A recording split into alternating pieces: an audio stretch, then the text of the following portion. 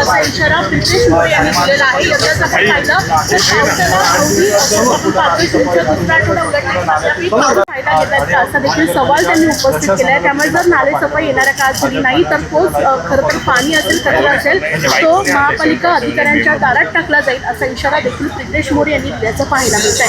Vision Maharashtra news. 2 दिवसापूर्वी नालेसफाई विषयावरती स्थानिक आमदार असतील ते देखील महानगरपालिकेवरती चिडलेले आहेत की नालेसफाई झाली नाही आहे. सत्ताधारी पक्षाच्या नगरसेविका असतील किंवा माजी महापौर असेल त्यांनी देखील असं म्हटलेलं आहे की आम्ही संपूर्ण नाराज आहोत. 30% नालेसफाई झाली आहे.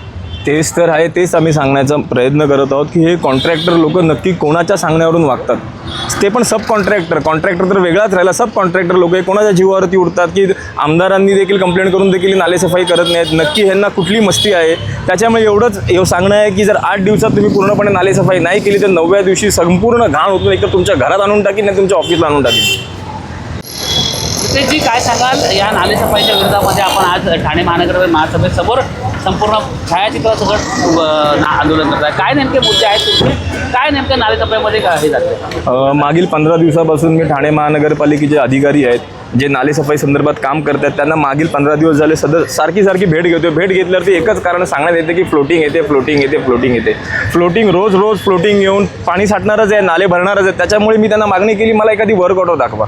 तर ॲज अ वर्क ऑर्डर म्हणून त्यांनी मला LY दाखवलं. आता आम्ही एवढे तर मतिमंद नाही होत की LY म्हणजे वर्क ऑर्डर मी समजू. त्याच्यामुळे त्या अधिकाऱ्यांना मी विचारणा केली नालेसफाई होत का नाही आहे. तर तिथल्या संबंधित अधिकाऱ्यांनी मला सांगितलं की जो ST डेपोचा नाला आहे तिथे एक वायर कट झालेली आहे. त्या वायर कट झाल्यामुळे तिथे शॉक बसेल, जीवितहानी होईल म्हणून आम्ही इथे नालेसफाई करत नाही आहोत. मी त्यांना बोललो की तुम्ही सदर पत्र ठाणे महानगरपालिकेला द्या, विद्युत विभागाला द्या. तर त्यांनी अजून देखील ते केलेलं. तिथला लेटेस्ट फोटो आहे, हा लेटेस्ट फोटो आहे तिथला. अजून देखील नालेसफाई झालेली नाही आहे. माझं एकच म्हणणं आहे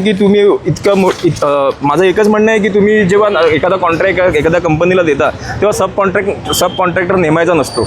हे तर नियमावलीमध्ये लिहिलेलं असतं. तर त्यात नियमावलीची मी वाट बघतोय कारण की मला मिळालेल्या सूत्रांच्या माहितीनुसार कॉन्ट्रॅक्टर जी कंपनी एक आहे आणि सब कॉन्ट्रॅक्टर दुसरा आहे. त्याच्यामुळे जर ह्या येणाऱ्या 7-8 दिवसात ठाणे महानगरपालिकेने कॉन्ट्रॅक्टरच्या मागे लागून नालेसफाई करून घेतली नाही तर ह्या 9व्या दिवशी मी संपूर्ण ठाणे शहरातील कचरा इथे आणून ठाणे महानगरपालिकेच्या गेटवरती आणून टाकून देईन.